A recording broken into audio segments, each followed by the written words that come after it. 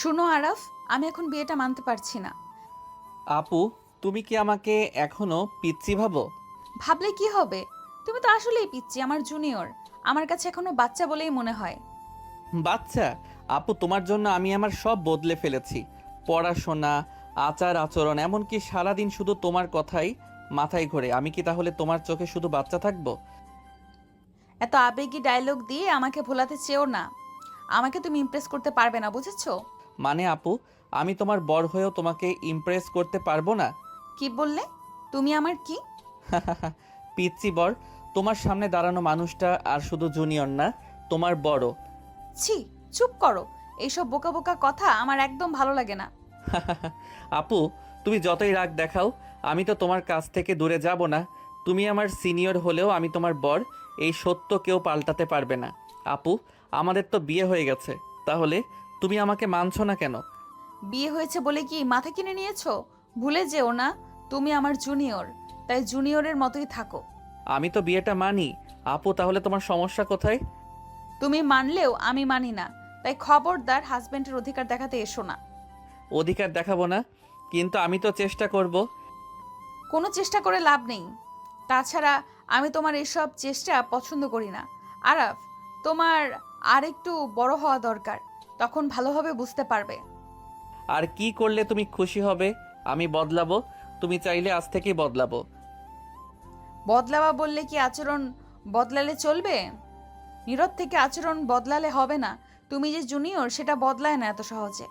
আমি জানি, কিন্তু আমি চাই তুমি আমাকে একজন সম্মানের মানুষ হিসেবে দেখো, না শুধু পিচ্চি বর হিসেবে। বললেই ভালো হবে না, দেখাতে হবে। আমাকে সময় দাও আরাফ। তুমি যদি সত্যি বদলে যাও আমি ভেবে দেখব। সময়? নামটা শুনেই তো আমার বুকটা হালকা হয়ে যায়। আমি অপেক্ষা করব আপু। অপেক্ষা করো, কিন্তু ভুলেও ভাববা না আমার সহানুভূতি পেয়ে গেছো। আমি সহজে ম্লান হব না। ফিয়া আর আরাফ অনেক আগে থেকেই একে অপরকে চিনত, তার দূর সম্পর্কের আপনজন। ছোটবেলা থেকেই ফিয়া সবসময় তাকে জুনিয়র ভেবেছে। স্কুল, কলেজ, এমনকি বিশ্ববিদ্যালয়েও ফিয়া ছিল আরাফের সিনিয়র। বয়সের ফারাকও কিছুটা থাকায় ফিয়ার চোখে আরাফ সবসময় পিচ্ছি, ছোট। কিন্তু ভাগ্যের লিখন অন্যরকম। হঠাৎ করেই দুই পরিবারের সিদ্ধান্তে তাদের বিয়ে হয়ে যায়। ফিয়া বিয়েতে একদমই রাজি ছিল না, কিন্তু পরিবারের চাপে কিছুই বলতে পারেনি। আরাফ মনে প্রাণে বিয়েটাকে মেনে নিয়েছে। যেহেতু পরিবারে বিয়ে দিয়েছে, সেহেতু তার কোনো আপত্তি ছিল না। কিন্তু সমস্যা হলো, ফিয়া এখনও তাকে মানতে পারছে না। তার কাছে আরাফ শুধু জুনিয়র, শুধু পিচ্চি। এই কারণেই প্রতিটি কথাই, প্রতিটি মুহূর্তে ফিয়া চেষ্টা করেছে দূরত্ব বজায় রাখতে। কিন্তু আরাফও সহজে হার মানার ছেলে নয়। ফিয়া যতই তাকে এড়াতে চাইবে, আরাফ ততই প্রমাণ করতে চাইবে যে সে শুধু জুনিয়র নয়, বরং তার প্রকৃত স্বামী, যাকে এড়িয়ে যাওয়া সহজ নয়। আজ ফিয়া আর আরাফের বিয়ে হয়েছে।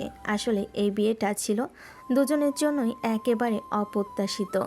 আত্মীয় পরিজনের ভিড়, হাসি, আনন্দের চারপাশ মুখরিত, কিন্তু ফিয়ার মুখে রাগ আর অভিমান স্পষ্ট। তার কাছে এই বিয়েটা মানে শুধু জোর করে চাপিয়ে দেওয়া এক সম্পর্ক। সিনিয়র আপু হিসাবে সে কখনো কল্পনা করেনি তার জুনিয়র সেই পিচ্চি ছেলেটার সঙ্গে একদিন তার বিয়ে হবে। আরফের কোনো ভাবান্তর নেই, সে খুশি নাকি অখুশি বোঝা যাচ্ছে না। যাকে এতদিন আপু ভাবছে, আজ থেকে সে আর শুধু তার আপু নয়, তার স্ত্রী। মেহেদির গন্ধ, সাজসজ্জা আর কোলাহলের মাঝেও ফিয়ার চোখে একরাশ অভিমান জমে আছে, কিন্তু আরফের চোখে একরাশ স্বপ্ন আর একরাশ দৃঢ়তা। যেভাবেই হোক সে ফিয়াকে তার স্ত্রী হিসেবে মানাতে চাইবেই। রাত গভীর, চারপাশে নিস্তব্ধতা। ফিয়া বিছানার একপাশে বসে আছে, মুখে রাগের ছাপ স্পষ্ট। হাতে কাছের চুড়ির টুংটাং শব্দ হচ্ছে, যেন রাগটা আরও জোরে প্রকাশ করছে। তুমি গিয়ে সোফায় ঘুমাও। আমি পারবো না। বিয়ে হয়েছে, বউ নিয়ে থাকবো, সোফায় ঘুমাতে পারবো না। তুমি বুঝতে পারছো না? আমি একা থাকতে চাই। আমার সাথে এই অভিনয় করো না। অভিনয় না আপু, এটা আমার হক। তোমার বর হয়ে তোমার পাশে শোয়া, এটাই তো স্বাভাবিক।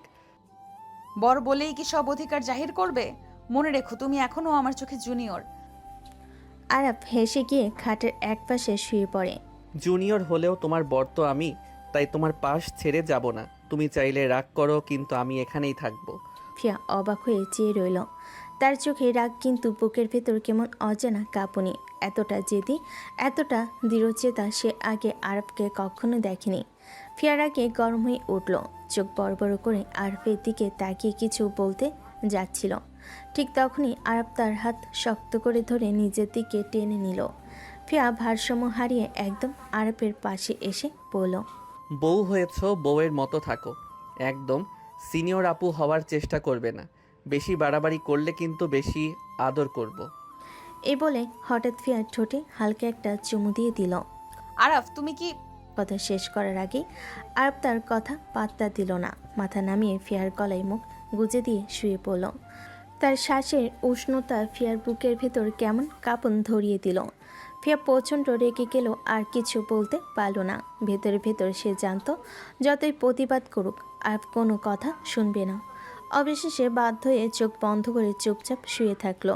অল্পক্ষণ পরই ক্লান্তিতে ঘুমিয়ে পড়ল আরব, কিন্তু হেসে প্রিয়ার মাথার চুলে হাত বুলিয়ে যেতে লাগলো। তার কাছে এই রাত যেন স্বপ্নের মতো। সিনিয়র আপু এখন তার বউ। সকালবেলা ঘরের বাইরে থেকে টুংটাং আওয়াজ আসছে। একটু পরে আরাফের ছোট বোন আহির খুশি ভরা কণ্ঠ। ভাইয়া, ভাবি ওঠো, অনেক বেলা হয়ে গেছে। ঘুম ভাঙবে না নাকি? সবাই বসে আছে, সকালে নাস্তা করবে কি? ফিয়া হঠাৎ চোখ মেলে তাকালো। প্রথমে বুঝলো সে তো একেবারে আরফের বুকে ঠেসে শুয়ে আছে। আরফের শক্ত হাত তার কোমর জড়িয়ে ধরে আছে শক্ত করে। এ কেমন অবস্থা? যদি কেউ ঢুকে পড়তো? সে একটু সরতে গেলেই আরফ ঘুমজনক কণ্ঠে তাকে আরও কাছে টেনে নিল। মুখটা ফিয়ার চুলে গুজে দিয়ে বলল, আরেকটু ঘুমাও আমার বউ। ছাড়ো আমাকে, আহি ডাকছে বাইরে থেকে, শোনোনি? শুনেছি, কিন্তু বউকে ছেড়ে এখন উঠতে মন চাইছে না। ফিয়া বিরক্ত হয়ে তার হাতে জোরে চিমটি কাটল। ফিয়া ওঠো বেয়াদব, 10টা বেজে গেছে, এখনো ঘুম? আরে কি যে শক্ত চিমটি কেটে দিলে, আমার বউ তো একেবারে মারকুটে। আমি তোমার বউ না, মনে রেখো। আমি শুধু তোমার সিনিয়র, আর তুমি আমার জুনিয়র, বুঝেছো? সিনিয়র হলে কি হবে? তুমি এখন আমার স্ত্রী আর আমি তোমার স্বামী। এই সত্যি বদলাতে পারবে না আপু।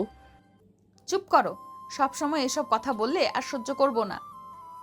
ফ্রেশ হয়ে ঘর থেকে বেরিয়ে গেল দ্রুত পদক্ষেপে। আর বালিশে মুখ গুজে হেসে উঠল। যতই রাগ দেখাও আপু, তুমি আমার কাছ থেকে পালাতে পারবে না। আজ না হয় কাল তোমাকে মানাতেই হবে। বাইরে গিয়ে ফিয়া দেখলো আই টেবিলে বসে আছে, মুখে দুষ্টু হাসি। ভাবি, এত লালচে মুখ কেন? ঘুম ভাঙাতে কষ্ট হলো নাকি? নাকি ভাইয়াই ঘুমাতে দিল না? আহি, চুপ করে খাও, আর এসব বাজে কথা বলো না। আহি হো হো করে হেসে উঠল, আর পেশে চেয়ারে বসতে বসতেই বলে উঠল, আহি, সত্যি বলেছ, তোমার ভাবিকে আমি কষ্টে ছেড়েছি। ফিয়া রাগে গ্লাসটা টেবিলে ধপাস করে রাখলো। আর একবার এরকম কথা বললে আমি সত্যিই রাগ করব। রাগ করে থাকো, তাতেই তো তোমাকে আরো সুন্দর লাগে। ফিয়া থমকে গেল, বুকের ভেতর কেমন অজানা কাঁপন জাগলো। সে দ্রুত মুখ ফিরিয়ে নিল, যাতে আরব তার চোখের লাল আভা দেখতে না পারে। আরফের মা রান্নাঘরে মুখে এসে কণ্ঠ চড়ালেন, চোখে হালকা বিরক্তি। তোরা আবার সকাল সকাল শুরু করিস না তো। ফিয়া মুহূর্তে রাগ ভরে তাকিয়ে বলল, আন্টি, তুমি এই বাদর ছেলের সাথে আমার বিয়ে কেন দিলে? একদিন না হতেই আমাকে জ্বালিয়ে মারছে। আরফ লজ্জায় কানে লাল হয়ে একটু এগিয়ে বলল, আমি কোথায় তোমাকে জ্বালালাম? আমি তো একটু মজা করছি। সব সময় মজা ভালো লাগে না আরাফ, কিছু জায়গায় তো মার্জনা নেই, তুমি সেটা বোঝো না কেন? আরফের মা একটু কাঁধ উঁচু করে ভ্রুকুটি মিলিয়ে বলেন, ফিহা, তোমার যা রাগ আছে সেটার কথা আমরা সবাই জানি, কিন্তু বিয়ে হয়েছে, বরা তো দুজনেরই এখন দায়িত্ব। আরাফ একটু খানিকটা বুঝবে, তুমি একটু নম্র হবে। এরকম সমঝোতা করলে মানে সম্পর্কটা পাল্টাবে। আই মাঝখান থেকে কণ্ঠ হাসতে হাসতে কাটা দিল। মা, ভাইয়ারা তো খুবই দুষ্টু, ভাবিকে একটু শান্তি দিয়ে দরকার, তা না হলে আরাম নেই। শান্তি লেগে থাকলে স্বভাবেই শোধ হবে। আমি শুধু বলছি, মজার দায়িত্ব আলাদা জিনিস। তুমি যদি আমাকে সম্মান করো আরাফ, তবে আমি ভেবে দেখব। আরব নিঃশ্বাস দিয়ে মাথা নত করে বলল, বুঝেছি আপু, আমি পরখ করব। তুমি চাও যে আমি বদলাবো, আমি বদলাবো। মজা করব কিন্তু সীমার মধ্যে। তুমি শান্ত থাকো, আমি চেষ্টা করব। আরফের মা তার চোখে সন্তোষের ছোঁয়া দেখে হালকা হেসে বলেন, বাপেরে, দেখো, এই কথাটা থেকেই শুরু। বাকি সময় দুইজনে একটু সময় করে একে অপরকে বুঝতে হবে। ফিয়া চুপ করে মোবাইলের দিকে তাকে একটু নাড়া দিল। তার রাগ পুরোপুরি নেমে না, কিন্তু তার রাগ পুরোপুরি নামে না, কিন্তু বসবাস করার মোট কথা মাথায় রাখতে শুরু করলো। আরফের চোখে একটা দৃঢ়তা ঝিলিক দিল। সে জানে এই যুদ্ধ সহজে যেতে যাবে না, কিন্তু সে হার মানার ছেলে নয়। আন্টি, আমি বাড়িতে গিয়ে একটু ঘুরে আসতে চাই। কালকেই তো আসলে, কদিন পরে যেও, তখন আরাপ তোমাকে ঘুরিয়ে নিয়ে যাবে। ভাইয়া, কালকে চাইলে আমি আবিরের সাথে রওনা দিব। না না, আমি নিজে নিয়ে যাব। আজ একটু বিশ্রাম করো, সব কাজ করে কাল সকালে নিয়ে যাব। ঠিক আছে, আমি কালকেই যাব। ফিয়া কিছু না বলে থেমে গেল। মুখে কোনো অভিব্যক্তি নেই, কিন্তু ভেতরে কষ্ট আর গহ্বর সব মিলিয়ে একটা অদ্ভুত দমবন্ধ ভাব। অবশেষে সে সোজা পথ ধরে উঠে গেল উপরে, কোনো কথা না বলেই। যাও, বিশ্রাম করো। নতুন বাড়ির পরিবেশ জানাতে একটু ধৈর্য লাগবে। আরব চুপচাপ বসে রইল, ফিয়ার পেছনে তাকিয়ে তার মনে নাড়া দিল। সে ঠিক জানে ফিয়া আজই বাইরে যেতে চাইছিল, কিন্তু পরিবারের সম্মান আর ফিয়ার মনের মধ্যে যে ফাঁক, সে সহজে বন্ধ হবে না। চোখে অদৃশ্য সংকল্প জাগলো। কালকে সে নিজে নেবে ফিয়াকে ঘুরে, কোনো প্রস্তুতি না থাকলেও নিজেই বের করবেই। ঘরে সব ঘন্টি ফিরে এলো। টেবিলে নাস্তার ধোয়া গলে গেল ধীরে ধীরে, কিন্তু ফিয়ার উপরের কক্ষে উঠে যাওয়া ধাপগুলো আরফের কানে বারবার প্রতিধ্বনিত হচ্ছিল। তার মনে একটা অচেনা অনুযোগ যোগ করলো, আর ঠিক করলো কালকে সবটা বদলে দেওয়ার চেষ্টা করবে। আর ভোর রুমে চলে আসলো।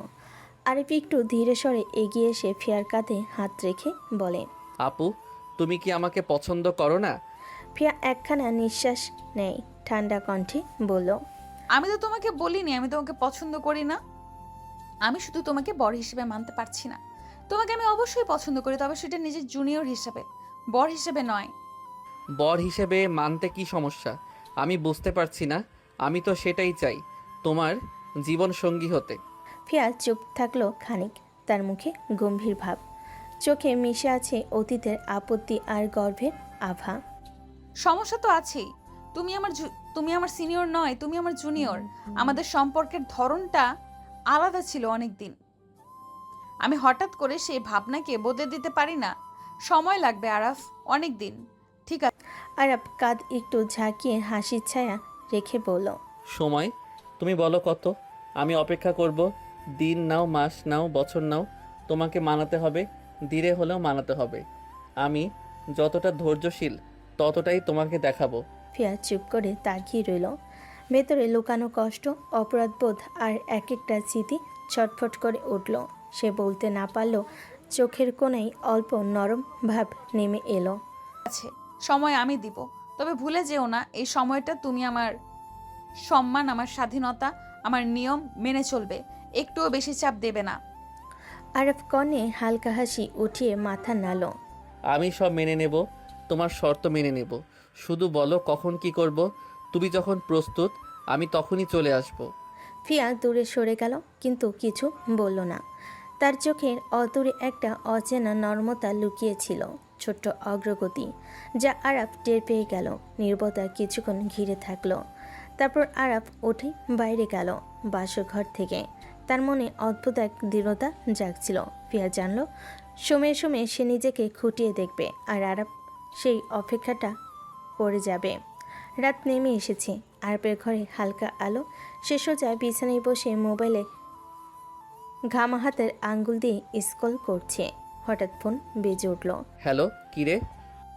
কিরে, তোর তো খোঁজ খবরই নাই। কি করছিস ভাই? সবাই চিন্তায় আছি। বন্ধুরে, বিয়ে করে ফেসে গেছি। এখন আর সময় কোথায়? বউ তো আমাকে পাত্তাই দিচ্ছে না। সিনিয়র বউ, বুঝছিস? বিয়ে করে পড়ছি এক জ্বালায়। ফোনে ওপারে বন্ধুরা হেসে বলল, কেন? না, সিনিয়র মেয়ের পছন্দ এখন। দেখ তো কেমন লাগে। হাসিস? আমি কি করি বন্ধু? আপু হঠাৎ করে বউ হয়ে গেছে, তার সাথে আগে থেকে পরিচয়।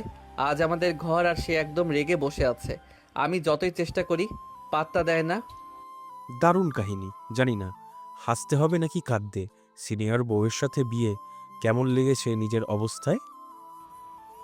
বন্ধু, স্বপ্নে ভাবিনি যাকে বহুদিন সিনিয়র আপু বলতাম আজ তার পাশেই শুয়ে ঘুমাতে পারছি। কিন্তু রাগ, অবজ্ঞা, নিজে জুনিয়র হওয়ার অভিমান সবই আমার পথে। কখনো সে রাগ করে, কখনো দূরত্ব রাখে। তাই ভাবছি বন্ধু, এই পরিস্থিতি মোকাবেলা করব। ফোনের ওপারে বন্ধুরা আবার হাসতে হাসতে বলল, দেখো, সিনিয়র বউ এখনো পছন্দের তালিকায় আছে। কিসের স্বামী তুমি? বুঝলাম। আর হেসে মোবাইল নামালো। চুপচাপ বিছানায় বসে ভাবতে লাগলো। রাত শান্ত, শুধু ঘরের হালকা আলো আর বাইরের বাতাসের শব্দ। তার মনে একটা দৃঢ় সংকল্প, ফিয়া যতই রেগে থাকুক, যতই নিজের গর্ব ধরে রাখুক, সে তাকে মানাতে হবে। আপু, তুমি পছন্দ করো বা না করো, তুমি আমার বউ। ধীরে ধীরে দেখবে তুমি নিজেই মানতে বাধ্য হবে। আরব তার মায়ের রুমে চলে গেল। অনেক রাতে দরজা নক করার শব্দে আরবের মায়ের ঘুম ভেঙে গেল। সে দরজা খুলে বলল, কি রে, তুই এত রাতে? তোমার সাথে কথা আছে মা। কি এমন কথা যা বলতে এখন আসতে হলো? আমার বাবা কোথায় মা? সে কি বেঁচে আছে? সে আমাদের সাথে নেই কেন? হঠাৎ আজ এসব বলছিস কেন তুই? আমার জানা দরকার মা। আমার বাবা কই? আজকের পরে এই কথা কোনো দিন জিজ্ঞেস করবি না। আমি কোনো উত্তর দিব না। কি? কেন মা? তুমি এখন যাও আরাফ, আমি ঘুমোবো। আরব আর কিছু না বলে চলে গেল। পরের দিন সকালে ফিয়া রেডি হয়ে বাড়ির বাইরে দাঁড়িয়ে আছে, আরফও সঙ্গে।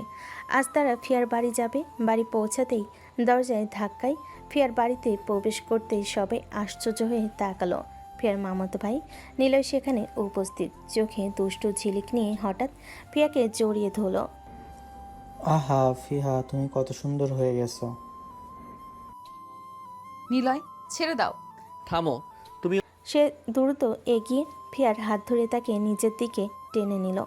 কি হয়েছে? এমন করছো কেন? অন্য কোনো ছেলেকে কেন জড়িয়ে ধরবে? তুমি আমার বউ, আমাকে জড়িয়ে ধরবে? ফিয়ার চারপাশের কাজিনরা সবাই হাসাহাসি করতে লাগলো। দুলা ভাই, হা হা হা, জেলাস নাকি? আরব গম্ভীর চেহারায় হাত শক্ত করে ধরে রাখলো। হ্যাঁ, আমার বউয়ের জন্য আমি জেলাস। আরাফ, কি যাতা বলছো? যাতা নয়, ঠিকই বলছি। ফিয়ার ঘরের বাইরে ছোটখাটো হইচই শেষ হতে ফিয়ার মা এসে হাজির। চোখে আলতো হাসি, কণ্ঠে আদরের ছোঁয়া। আরাব, ভিতরে এসো, ক্লান্ত হয়ে গেছো। মা ঠিকই বলছেন, আজ অনেক ভিড়, যাত্রা, সব মিলিয়ে ক্লান্ত। হ্যাঁ। ফিয়ার মা তাকে ভেতরে নিয়ে গিয়ে আরামদায়ক চেয়ারে বসালেন। হাতের মধ্যে ঠান্ডা শরবত ধরিয়ে দিলেন। বাবা, কত দূর থেকে এসেছিস তুই? ক্লান্ত হয়ে গেছিস? সব ঠিক আছে, কিন্তু সব আবদার কি শুধু জামাইকেই করবে? আর আমি তো সব কিছুতেই বাদ। ফিয়ার মা হেসে মাথা নাড়লেন। তুই তো ঘরের মেয়ে, তোর আবার কি দরকার সব আদর? জামাই হলে কিছু আদর করতেই হবে, বুঝলি? হ্যাঁ মা, কিন্তু আপু যেন একটু বেশি আদর পায়, বুঝলেন? না হলে আমও ঝরবে। ফিয়ার মা আবার হেসে দিলেন। আরব সেই হাসি দেখে হালকা কৃতজ্ঞতার ছোঁয়া অনুভব করলো। ঘরে শান্তি। ফিয়া এখনও একটু দূরে থাকলো। আরব মনে মনে বলল, আজকে সব কিছু ঠিকঠাক চলছে, শুধু ফিয়ার সঙ্গে তার লড়াই শুরু হবে পরে। রাত গভীর। ফিয়া নিজের ঘরে চুপচাপ বসে আছে। ভেতরে রাগ আর অবিশ্বাস তাকে ভেঙে দিচ্ছে। শেষ পর্যন্ত সে সাহস করে মাকে ডাকে। মা, তোমরা আমাকে আরাফের সঙ্গে কেন বিয়ে দিলে? আরাফ তো আমার অনেক ছোট। ফিয়ার মা ধীরেভাবে বসে তাকে দেখলেন, কণ্ঠে শান্তি, চোখে হালকা চিন্তা। অবশ্যই কোনো কারণ আছে, তাই তোমাকে বিয়ে দেওয়া হয়েছে। তুমি শুধু মন দিয়ে সংসার করো, এত কিছু তোমাকে ভাবতে হবে না। জুনিয়র ছেলের সঙ্গে বিয়ে দিয়ে তোমরা মোটেও ঠিক করনি। আমি আমি প্রস্তুতি না। এত কিছু তোমার বোঝার দরকার নেই।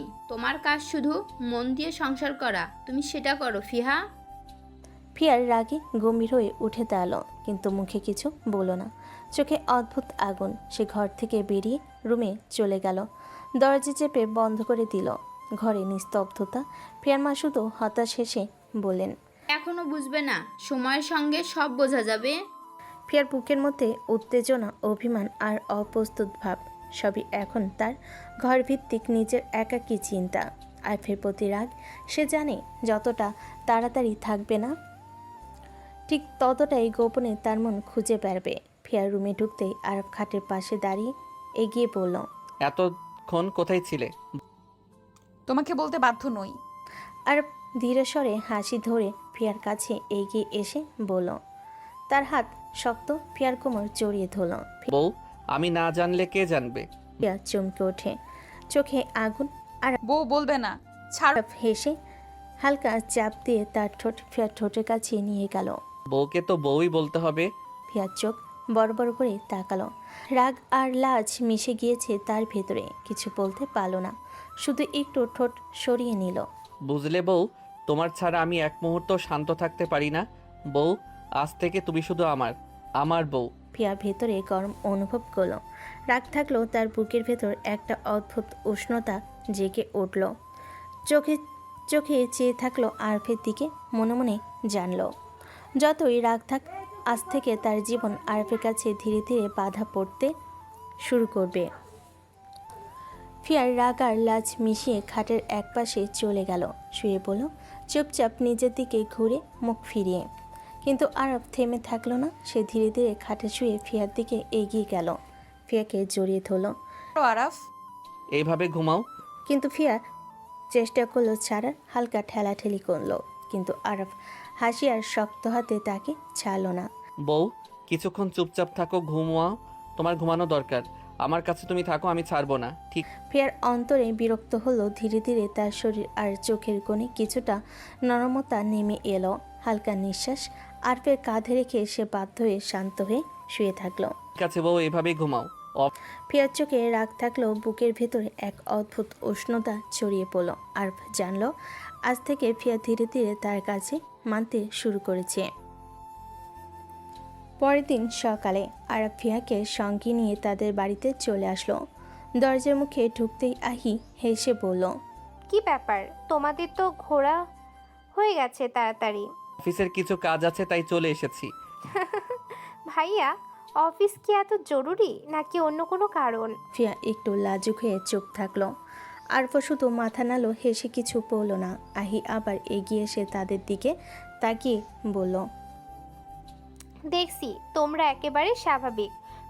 তোমাদের সম্পর্ক ধীরে ধীরে যেন আরো মিষ্টি হতে লাগছে। ফিয়া রেগে চেহারা মুড়ে নিল। চুপ করো আহি, এসব বাজে কথা বলো না। হ্যাঁ, চুপ করো, সব ঠিক আছে। বাইকের আলো ঘরে ঢুকে তাদের রুমকে আলোকিত করেছে। ফিয়া আরবকে চুপচাপ দেখে মনে মনে ভাবল যতই রাগ থাকুক, ধীরে ধীরে সব কিছু ঠিকঠাক হবে। আর আরবও জানল ফিয়ার প্রতি তার ধৈর্য এবং মিষ্টি দুষ্টামি ধীরে ধীরে সম্পর্কের দূরত্ব কমাবে। আর ফ্রেশ হয়ে নাস্তার জন্য খেতে নামলো। কিরে, এত রেডি হয়ে গিয়েছিস কেন? মা, অফিসে যাব। বিয়ে হয়েছে 2 দিন আর তোর কি এত তাড়াহুড়া? এত সকালে অফিসে যাওয়ার কি দরকার? মা, কাজ আছে, অফিস থেকে ফোন দিয়েছিল, তাই চলে আসতে হলো। ফিয়া চুপচাপ বসে আছে, চোখে মিশ্র রাগ আর হালকা আগ্রহ। সে জানে আরব যতই ব্যস্ত হোক না কেন, তার কাছে তার আদর আর দুষ্টামি কখনো কমবে না। আরফের মা হালকা হেসে বললেন, অফিসে যাও ঠিক আছে, কিন্তু খেয়াল রাখবি বিয়ে নতুন হয়েছে, বউকে কিছু সময় দিতে হবে, বুঝলি? হ্যাঁ মা, বুঝেছি। আপুকে সময় দেব। আরফের মা হালকা হেসে বললেন। ফিয়া চোখ কুঁচকে আরবকে দেখল, মনে মনে ভাবল যত সে ব্যস্ত হোক তাকে বিরক্ত করা বাদ যাবে না। আরব অফিসে চলে যাওয়ার পর ফিয়া রুমে একা রইল। একটু একঘেয়ে লাগছিল। হঠাৎ দরজার বাইরে কণ্ঠ শোনা গেল। ভাবি, একা কি করছো এখানে? আহি একদম বোর লাগছে, তুমি এসো। আহি রুমে ঢুকলো। দুজন বসে পড়ল। আহি উচ্ছ্বাসে বলল, ভাইয়া অফিসে গেছে তো, তুমি একা? ঠিক বলছো। দুটি মেয়ে গল্প করতে করতে হেসে খুনসুটি করতে লাগলো। ফিয়া দেখলো আইর সঙ্গে গল্প করতে বেশ ভালো লাগছে। কথা চলে বন্ধু বান্ধবী, কলেজের মজা, নানা রকম ছোট ছোট ঘটনার উপর। আহি, তোমার সঙ্গে কথা বললে মন ভালো লাগছে। মনে হচ্ছে একা থাকার সময়টা এখন আর একঘেয়ে নয়। ভাবি, তখনই তো আমি বললাম একা থাকলে আমার কাছে আসো, কিন্তু এখন তুমি দেখছো কত আনন্দ। ফিয়া হাসলো, মনে মনে ভাবলো আর অফিসে থাকলো আহির সঙ্গে এই ছোট ছোট গল্প আর হাসি তার দিনটাকে মধুর করে তুলেছে। সন্ধ্যা নেমেছে, আর অফিস থেকে ফিরেছে, হাতে ফুচকার ছোট্ট একটি প্যাকেট। আহি, তুই আর তোর ভাবি ফুচকা খা। আহি চোখ বড় করে লাফিয়ে উঠল, উচ্ছ্বাসে ভরা কণ্ঠে বলল, ভাইয়া ফুচকা? হ্যাঁ হ্যাঁ হ্যাঁ। ভাই একটু লাজুক হেসে পাশে দাঁড়ালো। আহি উচ্ছ্বাসে আরবকে জড়িয়ে ধরে বলে, থ্যাংক ইউ ভাইয়া, আমার মনটা কেমন ফুচকা ফুচকা করছিল। হয়েছে হয়েছে, আর নাটক করতে হবে না, তাড়াতাড়ি খেয়ে নে, না হলে নরম হয়ে যাবে। তারা তিনজন বসে ফুচকা খেতে লাগলো। আহির খুশি আর ফিয়ার লাজুক হাসি মিলেমিশে ঘরটাকে আনন্দ ভরিয়ে দিল। আরবও হেসে বলল, দেখছো, ফুচকা শুধু খাওয়াই নয়, ছোট ছোট আনন্দ মানুষকে একত্র করে। ফিয়া রুমে যেতে নিলে সিঁড়িতে পা মুচকে পড়ে গেল। কি হয়েছে, ব্যথা পেয়েছো নাকি? হ্যাঁ, অনেক ব্যথা পেয়েছি। কোনো কথা না বলে আরব দ্রুত ফিয়াকে কোলে তুলে নিল। কি করছো? সবাই দেখছে। আমি তো বাইরের মেয়েকে কোলে নেইনি, আমি আমার বউকে কোলে নিয়েছি। সবাই এটা দেখলেও আমার কোনো সমস্যা নেই। ফিয়া কিছু বলতে পারল না। চোখে লালচে লাজ আর মুখে হালকা রাগ, ভেতরে কষ্ট আর নিরাপত্তার মিশ্র অনুভূতি। আরব ধীরে ধীরে ফিয়ার হাত চেপে ধরল। বউ, শুধু আজকে নয়, সব সময় আমি তোমার পাশে থাকবো, আর কেউ ছুতে পারবে না। ফিয়া চুপচাপ তার কাঁধে মাথা রেখে কিছুক্ষণ দাঁড়ালো। মনে মনে ভাবল, আরফের এই আত্মবিশ্বাস, ধৈর্য আর মিষ্টি দুষ্টামি ধীরে ধীরে তার মনের নরমতা আনছে। আর ফিয়াকে ধীরে ধীরে রুমে নিয়ে গেল। ফিয়া কিছুটা লজ্জায় চোখ চেপে ধরল। বউ, একটু বসো। ফিয়া চুপচাপ বসলো। আরব তার পায়ের কাছে ঝুঁকে বলল, একটু মলম দেব ব্যথাটা কমাতে। কি করছো? পায়ে হাত দিচ্ছ কেন? তুমি আমার বউ, তোমার পায়ে আমি হাত দিতেই পারি। বেশি কথা না বলে চুপচাপ বসে থাকো। ফিয়া হালকা মাথা নাড়ল, মুখে লালচে লাজ, চোখে অদ্ভুত লজ্জা। সে চুপচাপ বসে থাকলো। আরব ধীরে ধীরে তার পায়ে মলম দিতে লাগলো। ফিয়ার ভেতরে অদ্ভুত এক উষ্ণতা ঘিরে ধরল। রাগ থাকলো, আরবের যত্ন আদরে ছোঁয়াটাকে একটু নরম করে তুলল। দেখছো বউ, তোমার জন্য সবই করি। ফিয়া কিছু বলতে পারল না, শুধু চুপচাপ বসে থাকলো। তার ভেতরে রাগ আর অহংকার থাকলো। ধীরে ধীরে সে বুঝতে লাগলো আরব সত্যি তার পাশে। পরের দিন বিকেলবেলা ডাইনিং রুমে সবাই বসে গল্প করছে। হালকা হাসি, ছোট ছোট খুনসুটি আর খাবারের সুগন্ধ মিশে ঘরটা উজ্জ্বল করছে। হঠাৎ দরজার দিকে ধাক্কা দিয়ে আরফের খালাতো বোন মিলা আসে। মিলার চোখে ঝলকানি, আরফের দিকে তাকিয়ে বলে, আরাফ ভাই, তুমি কেন অন্য মেয়েকে বিয়ে করলে? তুমি তো জানো আমি তোমাকে কতটা পছন্দ করি। ডাইনিং রুমে হঠাৎ নীরবতা নেমে আসে। সবাই মিলার দিকে তাকায়। আরব সামনের দিকে তাকিয়ে হালকা ধীরে হাসি ধরে। এমনিতেই আমার বউ আমাকে মানে না, তার উপর আবার ঝগড়া লাগাচ্ছিস। তোর এই কথার জন্য তো আমার বউ আমার ঘরে ঢুকতে দিবে না। অসভ্য, বেয়া। প্লিজ বউ, বিশ্বাস করো, আমি মিলার সঙ্গে কোনো প্রেম করি নাই। ও নিজেই আমাকে পছন্দ করে, আমার কোনো দোষ নাই। ফিয়া চোখ বড় করে আরবকে দেখল। রাগে ছোঁয়া আছে, তবে সে দেখতে পেয়েছে আরবের চোখে সত্যি এবং সততার ঝিলিক। মিলা ফিয়ার সামনে এসে বলল, তুমি তো আরাফ ভাইকে মেনে নাওনি, তাহলে তুমি ওকে ডিভোর্স দিয়ে দাও, আমি আরাফ ভাইকে বিয়ে করব। ফিয়া হঠাৎ চোখে আগুন নিয়ে মিলার গালে ঠাস করে একটি থাপ্পড় মেরে দিল। তো তোমার সাহস কি করে হলো এসব বলার? আমি ওকে এখন মানিয়ে নিয়েছি, ঠিক আছে? আমি তো বলিনি ওকে কখনো মানবো না। আমার একটু সময় লাগছে, তাই আর এই ধরনের কথা বলে থাকলে আবার লাল করে দেব। মিলা হাঁকডাক করে চুপ হয়ে গেল। হ্যাঁ, আমার বউ তো আমাকে মেনে নিচ্ছে আস্তে আস্তে। ফিয়ার চোখে রাগ, তবে আরাফের প্রতি অপ্রকাশিত নরমতা স্পষ্ট। মনে মনে আরাফ খুশি হয়ে ভাবল, ধীরে ধীরে ফিয়া তার প্রতি বিশ্বাস আর প্রেমের ছোঁয়া অনুভব করছে। এবার আর কেউ এভাবে কথা বললে দেখবে। ধৈর্য ধরে থাকো আরাফ। বউ এখনও রেগে আছে, কিন্তু আজ থেকে ধীরে ধীরে সে নিজের অনুভূতিকে মানতে শুরু করেছে। ডাইনিং রুমে হালকা উত্তেজনা থাকলেও আরফ জানল ফিয়া এখন তার পাশে আছে, শুধু সময়ের প্রয়োজন। ফিয়ার রাগে ফুপিয়ে রুমে চলে এলো। আরফও তার পিছু পিছু রুমে ঢুকলো। আরফ রুমে ঢুকতেই ফিয়া হঠাৎ তার কলার চেপে ধরল। তুই যদি তোর ওই বেয়াদব খালাতো বোনের সাথে কথা বলিস, তোকে থাপ্পড়ে গাল লাল করে দিব। আরে বউ, এত রেগে যাচ্ছ কেন? ওর সাথে তো আমার কোনো সম্পর্ক নাই। যা বলছি তাই করবি, ওর সাথে কখনোই কথা বলবি না। ঠিক আছে ঠিক আছে, রাগ করো না, আমি কথা বলবো না। ফিয়া কণ্ঠে কিছু বলল না, শুধু কলার ছেড়ে দিল। চোখে রাগ, তবে হালকা শান্তি। আরফও চোখে খুশি রেখেই হালকা হেসে ফিয়ার দিকে তাকিয়ে থাকলো। মনে মনে আরফ ভাবল, ধীরে ধীরে বউ নিজের নিয়মে আমাকে মানছে, আর আমি শুধু ধৈর্য ধরবো আর ছোট ছোট দুষ্টুমি ও আদর দিয়ে তার মন জিতবো। ফিয়া চুপচাপ নিজের রুমে বসে মনে মনে ভাবল, আরফের সঙ্গে ধীরে ধীরে তার মন কিছুটা নরম হচ্ছে, তবে রাগ এখনও পুরোপুরি যায়নি। রাত নেমেছে। আরফ ল্যাপটপ হাতে বসে অফিসের কাজ করছে। ফিয়া পাশের চেয়ারে বসে বসে ফোন টিপছে। হঠাৎ দরজায় নক। আসতে পারি? ফিয়া এক মুহূর্তে তার পুরো মেজাজ গরম করে চিৎকার। না, খবরদার, তুমি আমার রুমে আসবে না। কেন? রুম কি তোমার একার নাকি? আমার একার হোক আর না হোক, এই রুমে থাকার অধিকার আমার। আমি ঠিক করব কে আসবে না আসবে। তোমার মতো বেয়াদব মেয়েকে আমি দেখতে চাই না। ফিয়া এক একে দরজা বন্ধ করে মিলার মুখের সামনে আটকে দিল। কি ব্যাপার বউ, এত জেলাস কেন? বেশি কথা বলো না, যা কাজ করছো সেটা করো। ঠিক আছে বউ, আমি কাজ করি, তুমি চুপচাপ থাকো। ফিয়ার ভেতরে অদ্ভুত এক উষ্ণতা, রাগ আছে, তবে আরফের প্রতি তার বিশ্বাস ও সুরক্ষা এখন স্পষ্ট। আরফও বুঝল ফিয়া ধীরে ধীরে তার দিকে আরও আত্মবিশ্বাসী হচ্ছে, যদিও রাগ এখনও বজায়। আরফ হঠাৎ ল্যাপটপ বন্ধ করে ফিয়ার কাছে চলে এলো। আরফ নরম হাতে ফিয়াকে জড়িয়ে ধরে। এত রাগ করো না বউ, রাগ করা স্বাস্থ্যের জন্য ভালো না, তার চেয়ে বরং একটু আদর করো আমাকে। ফিয়ার রাগি চোখে তাকালো, লালচে গাল। রাগ করে লাভ নাই, এসো তোমাকে জড়িয়ে ধরে ঘুমাবো। ফিয়া অল্প চিৎকার করতে চাইলো, আরফ তার কথা শোনেনি। সে ফিয়াকে টেনে বিছানায় বসালো, তারপর ফিয়াকে জড়িয়ে ধরে তার ঠোঁটে একটি নরম চুমু দিল।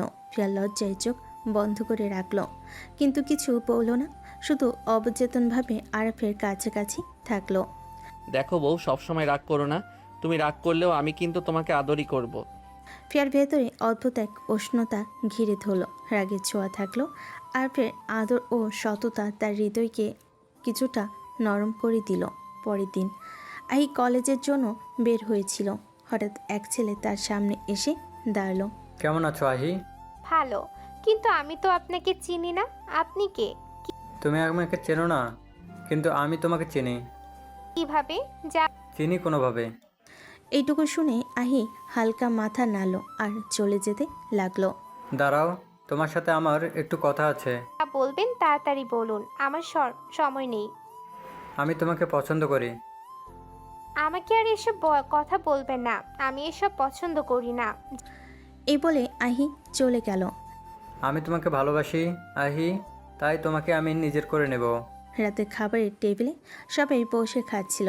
হালকা আলো, টেবিলে খাবারের সুগন্ধি আর হেসে খুনসুটি সব মিলেমিশে ঘরটা উষ্ণ করে তুলছিল। আমার অফিসের কাজে কিছুদিনের জন্য বাইরে যেতে হবে।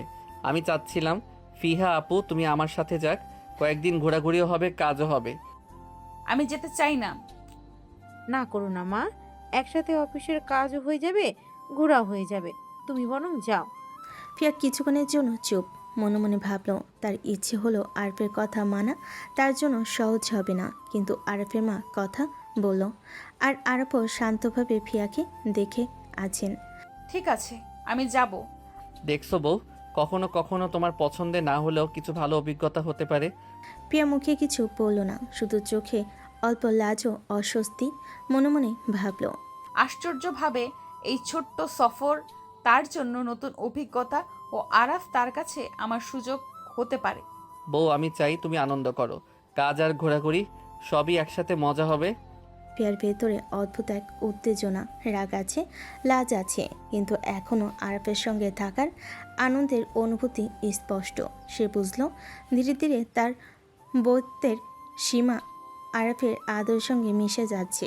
রাত গভীর, চারপাশে হালকা নিস্তব্ধতা। ফিয়া বিছানার একপাশে শুয়ে ফোন স্ক্রল করছিল, আর আরফ ল্যাপটপ বন্ধ করে তার দিকে তাকিয়েছিল। হঠাৎ ফিয়া নিজের কথাই সূচনা করলো। তুমি আমাকে কেন নিয়ে যেতে চাও? আমার একা একা ভালো লাগবে না, তাই তোমাকে নিয়ে যাচ্ছি। কাজের মধ্যে আমি কি করব? বসে বসে সময় নষ্ট করব? হেসে ধীরে ধীরে ফিয়ার কাছে এগিয়ে গেল। ফিয়া কাজের ফাঁকে হানিমুন করব আমরা। এক ঝটকে উঠে বসে পড়ল। কি বললে তুমি? হানিমুন? তুমি ভুলে যাচ্ছ আরাফ, আমাদের সম্পর্ক স্বাভাবিক নয়। আর একটু বিচলিত হলো না, বরং ফিয়ার হাত ধরে কাছে টেনে নিল। হ্যাঁ, স্বাভাবিক নয়, কিন্তু স্বাভাবিক করতেই তো যাচ্ছি। আমি চাই না তুমি সারা জীবন আমাকে জুনিয়র ভাবো। আমি চাই তুমি আমাকে শুধু স্বামী হিসেবেই দেখো। ফিয়া হতভম্ব হয়ে তার চোখের দিকে তাকালো। আরফের চোখে খুনসুটি নয়, বরং সত্যিকারের আন্তরিকতা ঝলমল করছে। এত সহজে সব স্বাভাবিক হয় না আরাফ, সম্পর্কের জন্য সময় লাগে। আমি সময় দিতে রাজি আছি, কিন্তু বউকে নিয়ে কাটানো মুহূর্তগুলো আমি হারাতে চাই না।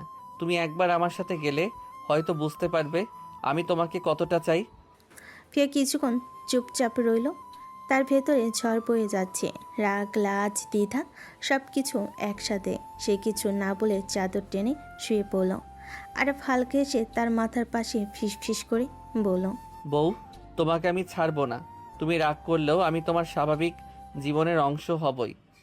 ফিয়া চোখ বন্ধ করে রইল, কিছু বলল না, কিন্তু তার বুকের ভেতর অজানা একটা কাঁপুনি হচ্ছিল, যা হয়তো ভালোবাসার শুরু। সকালবেলা ফিয়া আয়নার সামনে দাঁড়িয়ে সাজছে। হালকা আকাশি রঙের সালোয়ার কামিজ পরে চুলগুলো খোলা রেখেছে, চোখে হালকা কাজল, ঠোঁটে খুবই সাধারণ লিপস্টিক। তবে সাজের চাইতে তার মুখের ভেতরে ছিল এক ধরনের অস্থিরতা। সে জানে আরফের সাথে একসাথে বাইরে যাওয়া মানে অস্বস্তির দোলাচল।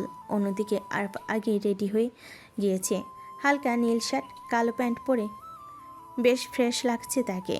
তার হাতে ছোট্ট ব্যাগ, আর চোখে কেমন যেন উজ্জ্বল উচ্ছ্বাস। চলো, দেরি কিসের? ট্রেন মিস করলে কিন্তু আরেকটা ধরতে হবে, আর আমি তেমন ঝামেলা চাই না। তুমি নিশ্চিত আমাকে নিয়েই যাচ্ছ? মানে আমার যাওয়া কি দরকার? একদম দরকার। তুমি ছাড়া আমার একা একা ভালো লাগে না।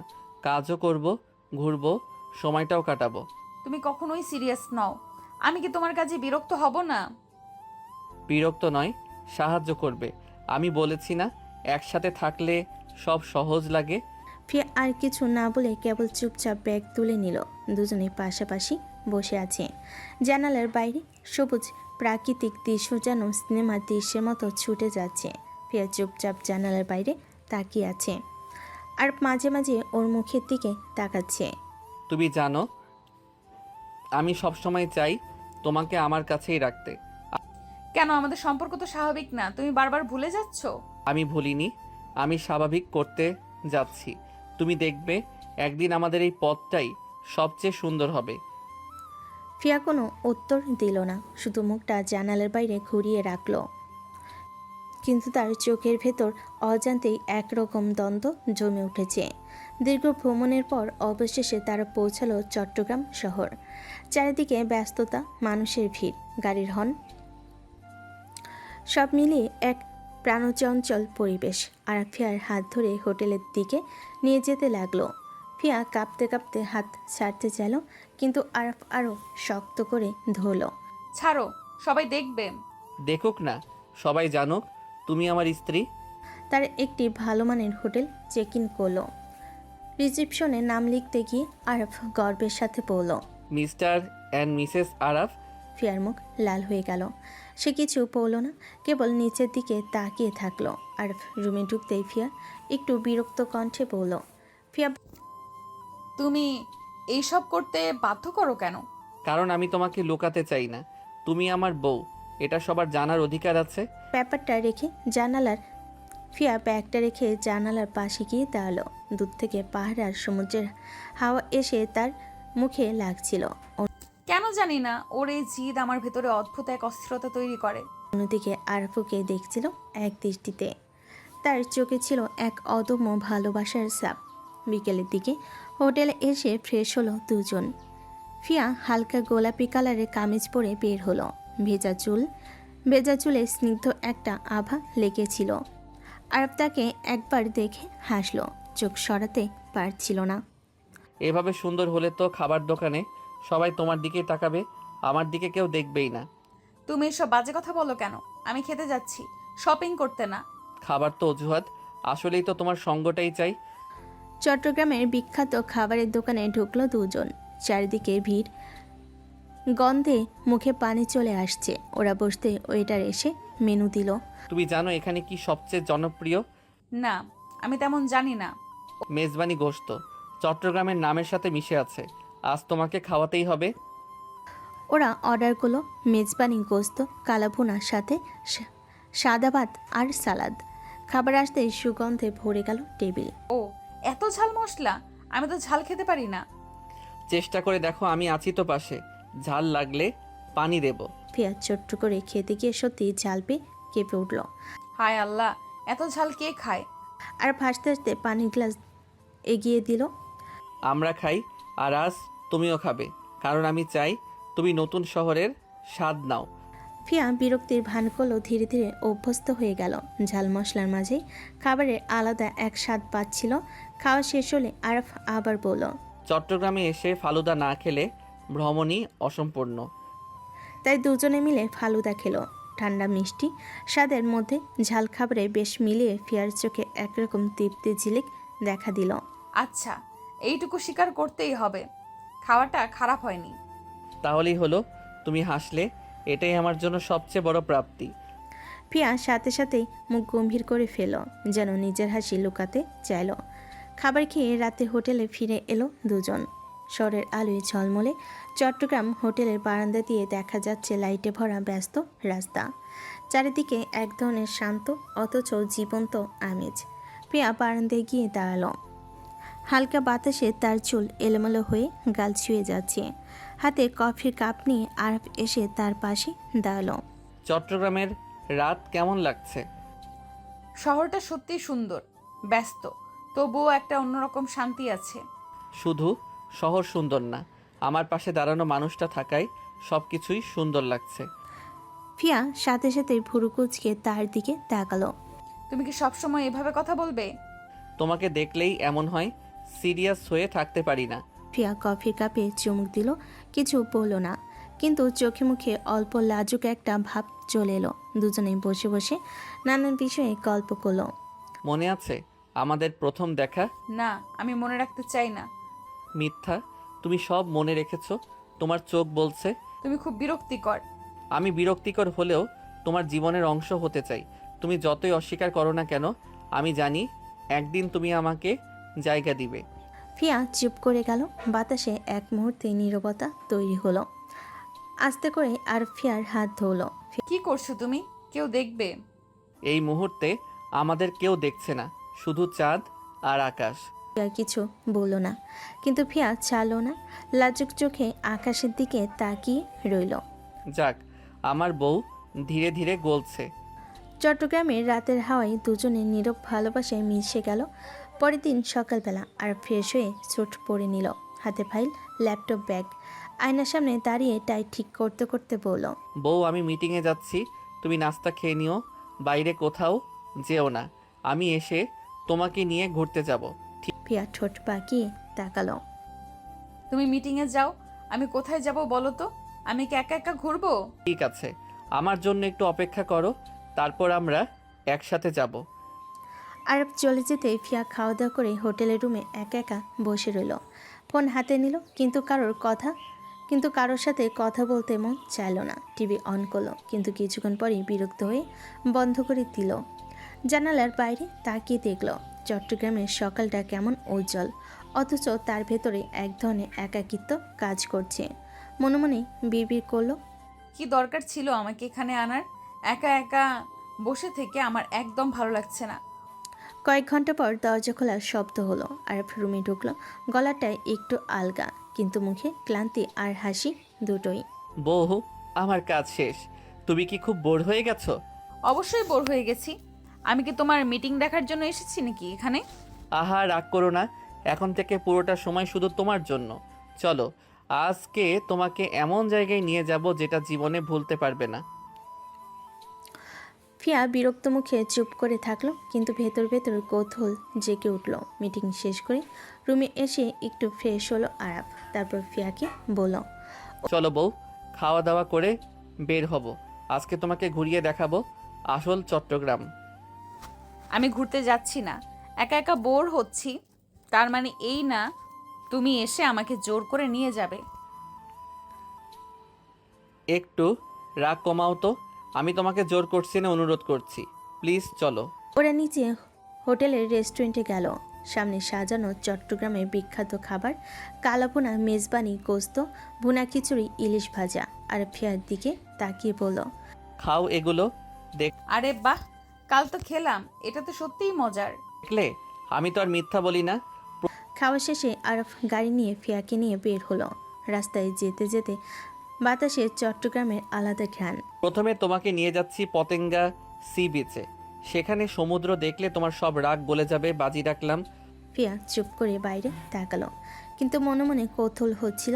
গাড়ি থামতেই সমুদ্রের ঢেউয়ের গর্জন, বাতাসের সোদা ঘ্রাণ ফিয়ার মন কেমন যেন শান্ত করে দিল। আর ফিয়ার হাত ধরে বলল, চলো বউ, আজকে শুধু তুমি আর আমি, কোনো মিটিং নেই, কোনো কাজ নেই, শুধু আমাদের দুজনের সময়। তাকে কিছু বলল না, কিন্তু ধীরে ধীরে তার হাত ছাড়ালো না। আর হঠাৎ করে ফিয়াকে জোর করে নিজের দিকে টেনে নিল। সমুদ্রের নরম বাতাস দুজনের চুলে খেলে দেখে সমুদ্রের নরম বাতাস দুজনের চুল খেলে দেখে নিচ্ছে। তার কাঁধে ফিয়ার মাথা রাখলে আরফ কণ্ঠে নরম গলায় বলল, তুমি শুধু চোখ বন্ধ করে অনুভব করো। ফিয়া প্রথমে শক্ত করে চাটিয়ে ধরে। ওর বুক এখনও ঘুরছে রাগার লজ্জার মধ্যে। তবু আরফের গলার সেই মধুরতা শুনে হাওয়াই ঢেউয়ের সঙ্গে মিলিয়ে সে অবশেষে চোখ বন্ধ করে দিল। আর ধীরে ধীরে দুহাত ফিয়ার কোমরে জড়িয়ে ধরল, আর একটুখানি কন্ডিশনের মতো চুপ করে ব্লেন্ড হয়ে গেল। সমুদ্রের শব্দ, দূরের জাহাজের হর্ন, আর দুজনের নিঃশ্বাস। এই বাতাসটা নাও, এই ঢেউটা শোনো। আমার হাতে তুমি আছো, আমি তোমাকে ধীরে ধীরে জানবো। তুমি ভাবো না যে তোমাকে জোর করে কোনো কিছুতে টেনে নিচ্ছি, শুধু অনুভব করো বউ। ফিয়ার হৃদয় অচেনা ছন্দে তার কাছে স্থির হয়ে গেল। চোখ বন্ধ থাকায় তার রাগ কিছুটা নরম হলো। বহু স্মৃতি, বহু বৎসরের দিন এবং আরফের অনবরত ধৈর্য সব মিলিয়ে মনে এক বিরামদায়ক শান্তি দিল। সে নিজের হাতে আরফের কাঁধ আঁকড়ে ধরে ফিস ফিস করে বলল, কষ্ট লাগছে, কিন্তু তুমি তোমার মতো থাকো। আমি যেমন তেমন থাকবই। আর তুমি ধীরে ধীরে দেখবে আমি ভুলিনি কিভাবে তোমাকে সম্মান করতে হয়। সমুদ্রের ঢেউ যখন বালুকাতে চাপ মেলে যায়, ফিয়ার মনে অদ্ভুত এক চাপ পড়তে শুরু করলো। আত্মরক্ষা আর আত্মবিশ্বাসের মধ্যে ধীরে ধীরে জন্ম নিচ্ছে টুকটুকে এক স্নিগ্ধ ভরসা। সে চোখ খুলে সামনের সীমানের সমুদ্রটাকে দেখে। আরফের হাতে মাথা রেখে ভেতরে বলে, দাঁড়াও একটু, আমি চাই আমি তোমার পাশে থাকি। থাকবো সারা জীবন। রাত গভীর। হোটেলের রুমে ঢুকতেই ফিয়া কৌতূহল আর একটু দ্বিধা নিয়ে আরফের দিকে তাকালো। চেয়ারে বসে থাকা আরফ কফির কাপ রেখে হাঁটে। বাইরের সমুদ্রের কোলাহল দূরে টিকে আছে। তুমি আমাকে কেন বিয়ে করেছো আরাফ? আরফ সামান্য অবাক হয়ে ফিয়ার মুখের দিকে তাকালো। সে একটু নরম কণ্ঠে বলল, এসব কথা কেন বলছো?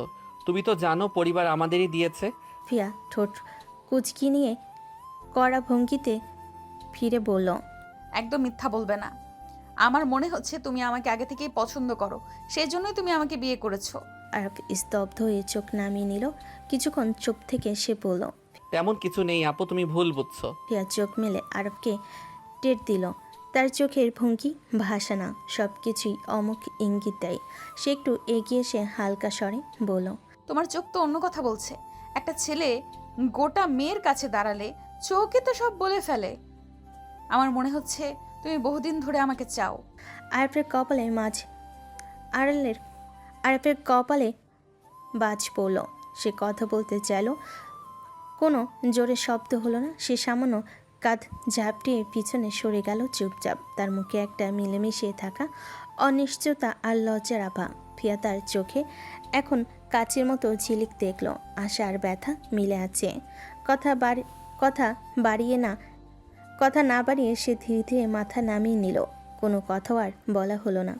রুমে নীরবতা নেমে এলো।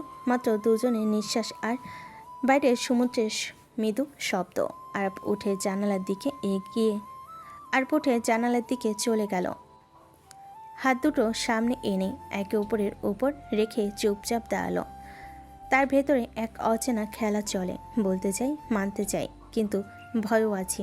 ফিয়া সেই অচেনা ভাবটা টের পেয়ে কেমন কাঁপছে। ফিয়া ধীরে ধীরে চেয়ার থেকে উঠে আরফের কাছে গেল। তার কণ্ঠ মৃদু হলো, যদি সত্যি তুমি আমাকে আগে থেকেই পছন্দ করে থাকো, কিন্তু সেটা ঠিকমতো বললেই হলে হয়তো আমি আজ এত রেগে থাকতাম না। আরফ শেষ পর্যন্ত মুখ খুলল, কিন্তু তার কণ্ঠ কম্পয়মান হয়ে উঠল। আমি বলতে চাইনি, ভয় ছিল। তুমি আমার সিনিয়র, আমি চাইনি তোমাকে বিব্রত করতে, কিন্তু তোমার প্রতি আমার অনুভূতি হঠাৎ করে নয়। ফিয়া ওর কানে এতটা অস্পষ্ট সুর শুনল, আচমকা প্রশান্তি আর বেদনার মিশ্রণ। তার বুকে কাঁপন এসে বসল। মুখে অধৈর্য আর চোখে স্বল্প অঝরে জল। না বলতে পারল না।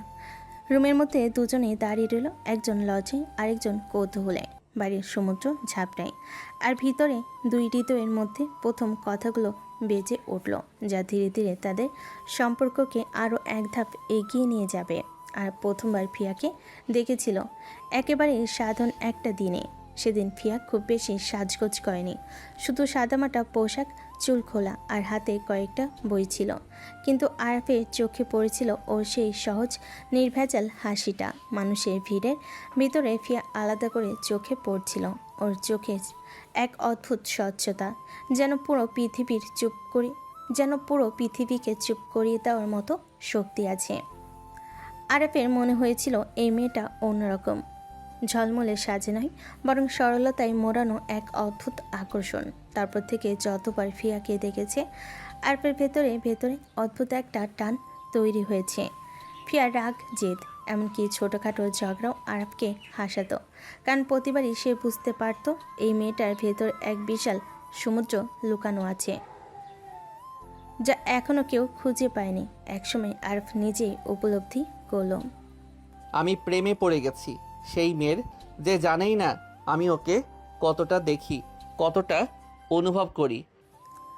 রাত গভীর। হোটেলের রুমে দুজন চুপচাপ বসে আছে। বাইরে সমুদ্রের ঢেউয়ের আওয়াজ, ভিতরে তাদের নিঃশ্বাসের শব্দ। হঠাৎ ফিয়া বলল, তুমি আমাকে এসব আগে কেন বলনি আরাফ? আরফি একটু হেসে তারপর চোখ মেলে ফিয়ার দিকে তাকিয়ে বলল, তুমি তো জানো আপু, তুমি আমার বর হিসেবে মানছো না, তাই বলিনি। আরফ ধীরে ধীরে গল্পটা বলতে শুরু করলো। আপু, প্রথমে আমি বুঝতে পারিনি, কিন্তু সময় যত গিয়েছে আমি বুঝতে পেরেছি আমি তোমাকে ছাড়া থাকতে পারবো না। তুমি আমার জীবনের অংশ না হলে আমি সম্পূর্ণ হতে পারবো না। তুমি তাই আমি আমার মাকে রাজি করাই তোমার জন্য।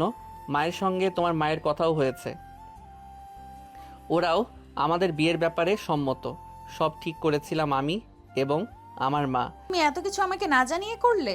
আমি তো জানতাম তুমি আমাকে বর হিসেবে মানবে না, তাই চুপচাপ ছিলাম।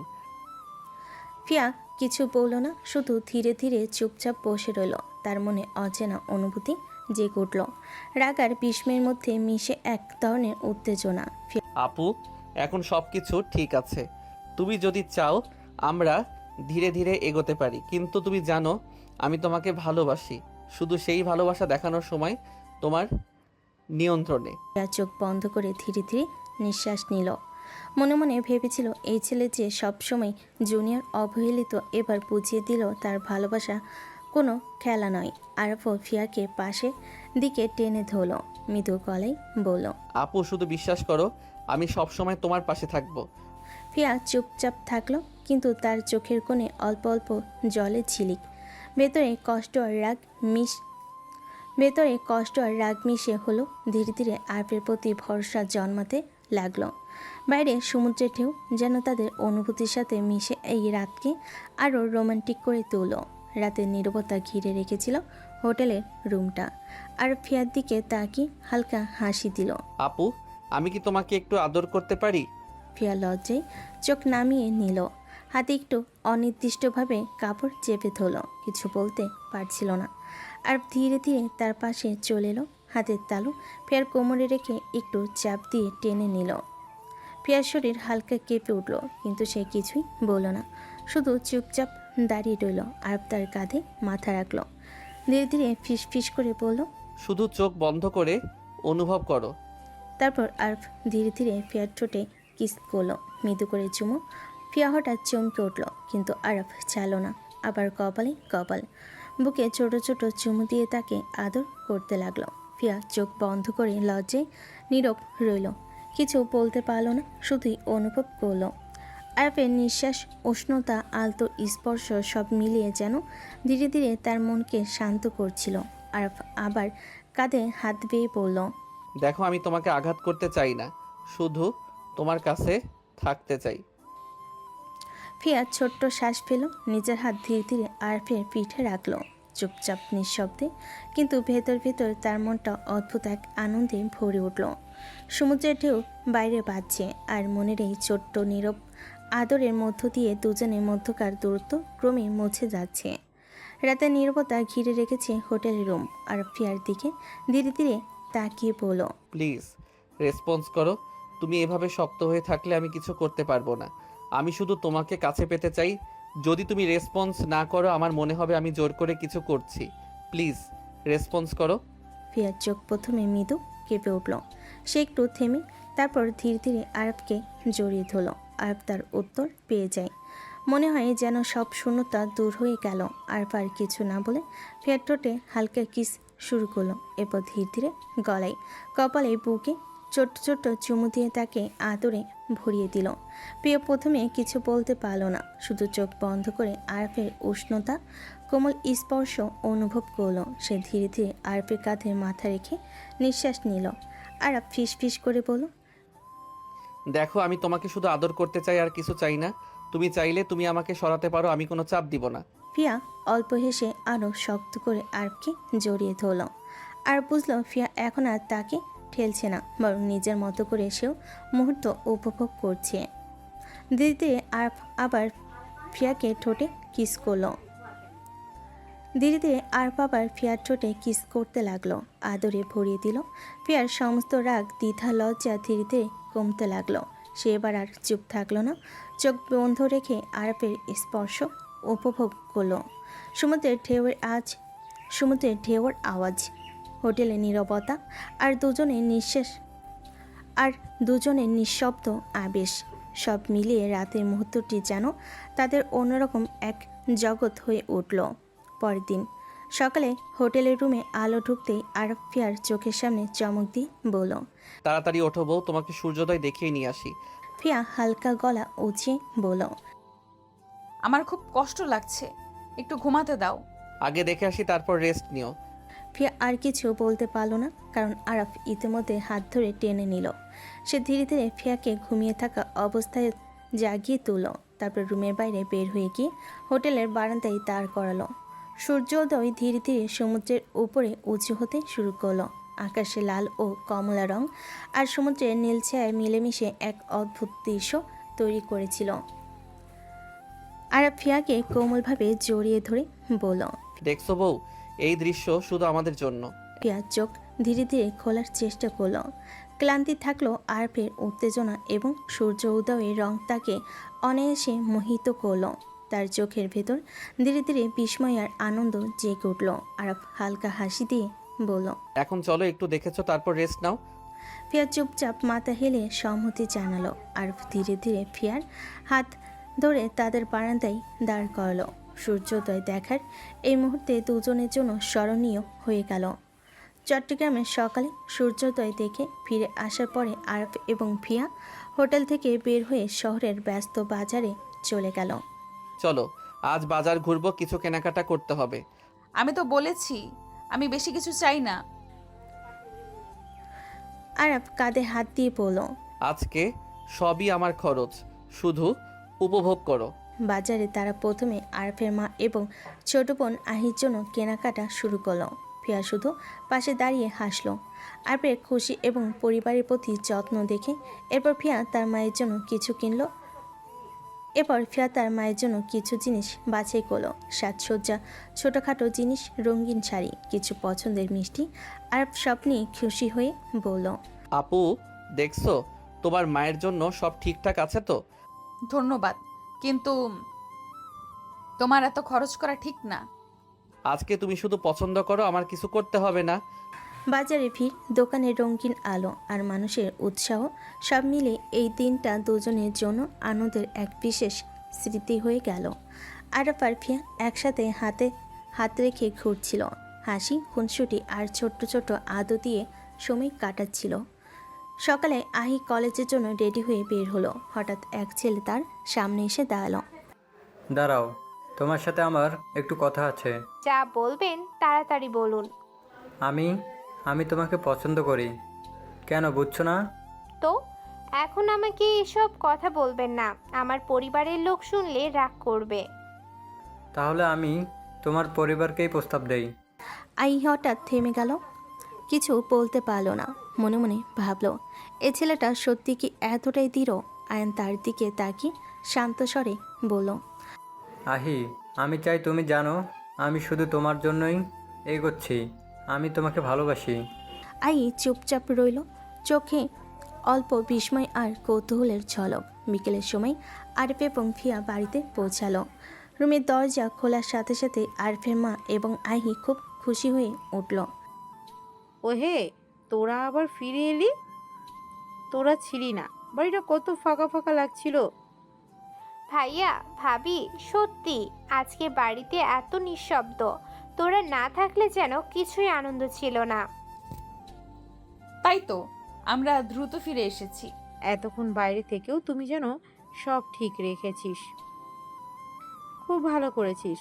ভাইয়া আর ভাবি, এখন আর একা একা আনন্দ নিতে হবে না, আমরা সবাই মিলে থাকবো। ফিয়া আর আরফ একে অপরের দিকে হালকা তাকিয়ে হাসলো। মনে হচ্ছিল বাড়িতে ফিরে আসার এই মুহূর্তটা তাদের জন্য এক শান্তি এবং আনন্দের সময় হয়ে উঠেছে। ফিয়া ব্যাগ থেকে সুন্দর মোড়ানো গিফট বের করলো। চোখে ছোট্ট হাসি আর উচ্ছ্বাস দেখা গেল। এগুলো তোমাদের জন্য। ও ফিয়া, তোমাকে ধন্যবাদ, এত সুন্দর গিফট। ভাইয়া, ভাবি, কি সুন্দর, আমি একেবারে খুশিতে উড়ে যাচ্ছি। ফিয়া ধীরে ধীরে আরফের দিকে তাকালো, হালকা লাজুক হাসি দিয়ে বলল। সবাই খুব খুশি, তাই না? আরফ কাঁধে হাত দিয়ে হেসে বলল। বউ, তুমি সব কিছুতেই সব কিছু করে দিচ্ছ, তাই তো তোমায় পছন্দ করি। দেখ, আরফের মা গিফট খুলে দেখলো, চোখে আনন্দ ঝলক। আহিও একইভাবে গিফট পেয়ে খুশিতে লাফ দিয়ে ঘরে ঘুরে ঘুরে বেড়াচ্ছিল। ফিয়া মনে মনে ভাবলো, এই মুহূর্তগুলোই আসল আনন্দ। দেখে সবাই খুশি আর তার ছোট চেষ্টাও কারোর মুখে হাসি ফোটাচ্ছে। দেখছো বউ, তুমি শুধু হাসি দাও আর আমি শুধু পাশে থাকি। ফিয়া হালকা লাজুক হেসে আরফের দিকে তাকালো। রাতের নীরবতা ঘিরেছিল ঘরটা। আরফ ধীরে ধীরে তার মায়ের রুমে দরজা খুলে প্রবেশ করলো। মা, তোমার কাছে আমি একটা কথা জানতে চাই। কি কথা বলবে এভাবে হঠাৎ করেই? মা, ছোটবেলা থেকে আমি যতবার বাবার কথা জিজ্ঞেস করেছি তুমি সবসময় এড়িয়ে গেছো। আমার বাবা আসলে কোথায়? তিনি বেঁচে আছেন নাকি মরে গেছেন? তুমি তো এখনো আমাকে বলনি। আরফের মা মুখ চেপে ধরা ধীরে বলল।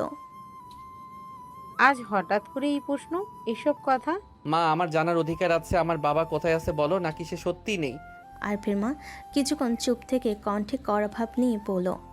তুমি বের হয়ে যাও, আমার ঘর থেকে বের হয়ে যাও।